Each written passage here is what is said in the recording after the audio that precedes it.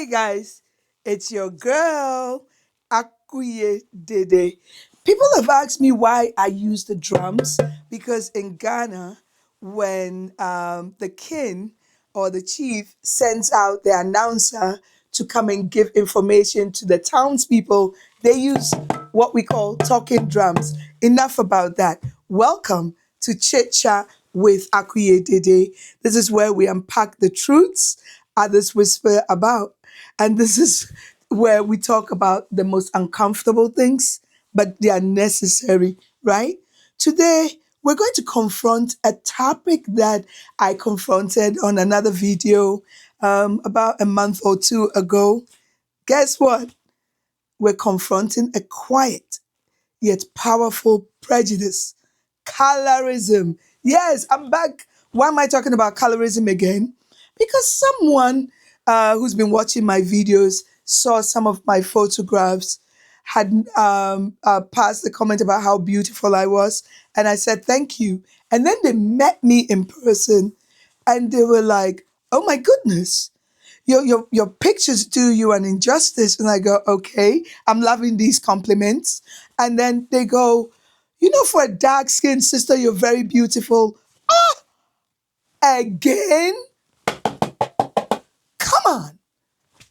So it triggered something in me that I didn't mention in my last episode. Years ago in England, you all know I lived in the United Kingdom. So, and I attended university over there. I experienced something unforgettable. Okay. A light skinned Egyptian. Where's Egypt? In Africa. A light skinned Egyptian student was visibly upset with me, not because I'd done something wrong, but because I, a dark skinned African woman, originally from Ghana, was getting attention she felt I didn't deserve. Her unspoken belief. Why? That beauty belongs to lighter skin. That moment was my first deep encounter with colorism. So, what is colorism? If you've forgotten, let me remind you. It's prejudice or discrimination against individuals with a dark skin tone, like mine, typically among people of the same ethnic or racial group. So, it's really amongst us blacks, right? It's a global issue and it's worse than we think. In Africa, light skinned people are often favored in beauty pageants, advertising, and even in job hiring. Skin bleaching has become a billion-dollar industry. In Nigeria, Ghana, South Africa, Sierra Leone, oh my God, Kenya, people are literally risking their health for lighter skin. Why? Because the society has shown them that they prefer the lighter skin shade. Why? Think about the impact. In North Africa, right? Light skinned Arabs sometimes look down on darker skinned Africans.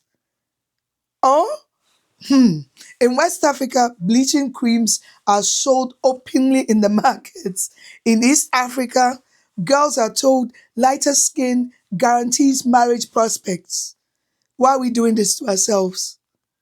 Why? Let's not even forget the role the media plays. Who gets to play the love interest in movies? The lighter skinned person, right? Okay. Who gets labeled ghetto, classy, or professional? The darker shade gets labeled ghetto. The classy and professional is the lighter shade. Have you noticed that? If you haven't, take a good look. Or even beautiful. They give us the images of the lighter shade. Remember my first video about colorism? I mentioned Beyonce and Kelly Rowland. This time I'll do you one different. Remember when Alicia Keys came out with her first song and we all fell in love with it? Around the same time, India Arie came up with her song about brown skin and we all loved it. But whose music stayed? Whose music appeared to be more promoted all over, went universal, all over the place? Alicia Keys. She was all over the place. Why? Because she's light skinned. Let's not play around with it. It was because she was light skinned. Unfortunately, India Arie these days looks a little bit lighter than she did when she started. I'm not saying anything, I don't have proof or evidence of her bleaching, but she appears to be lighter. This is bad. Look at the global perspective on this. In the United States, right, where we all are, colorism divides black communities.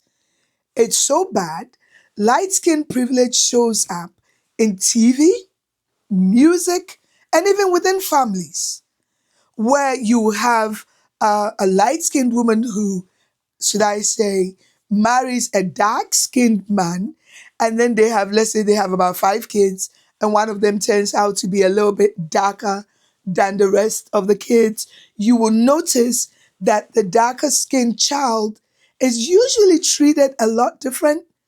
It's like you're cursed for being darker skinned. Oh my God. I've seen it happen. I experience it.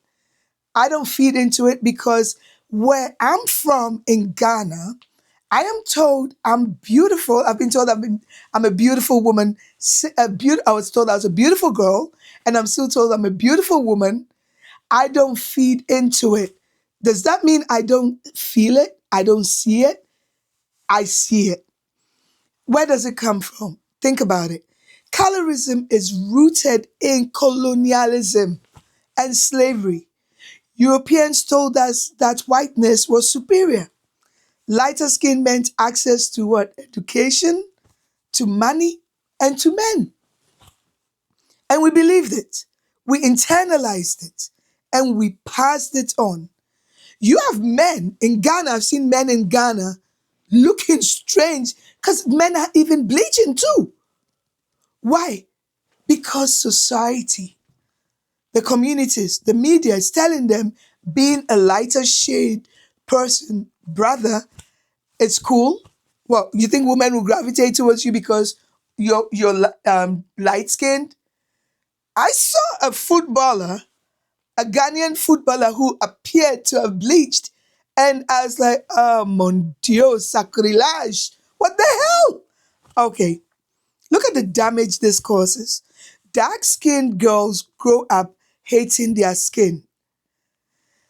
They start feeling invisible in beauty campaigns. They bleach, they hide, they shrink, but enough is enough. Luckily, you're speaking to a dark-skinned sister who's very confident and does not feel invisible. Actually, I'm right in your face. I don't hate my skin. I actually embrace it and I love it. I'm unique, right? No, I'm human. Why should my color, my skin color, define me? Why should my skin color do what? Grant me a job or success in life? Should it be that way? So what can we do to stop this? Seriously, let's start talking. Call out colorism whenever you see it. Call it out. Don't even joke about it.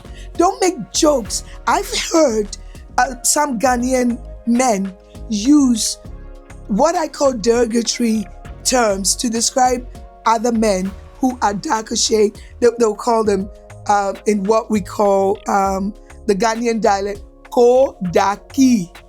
Daki meaning the person is too dark. Why? Oh man. Let's lift up our dark-skinned women and girls, especially in media and in leadership. Let's educate ourselves and others on the history behind these biases. Let's celebrate every shade because melanin isn't a curse, it's a crown. I've seen women go out of their way to bleach just to get jobs. In America, it's not just America, it's everywhere. In Ghana, I went to boarding school with certain ladies that I see these days. Their colors have changed. They're no longer dark skinned. They're orange. They're bleached. They look unrecognizable. Come on. Let's reclaim our beauty. Every hue, every freckle, every curl, every nappy, every what? Dark shade. Guys, was that beautiful or what? It's been real. This has been Chit Chat with AkuyeDede. Until next time, love your shade loudly.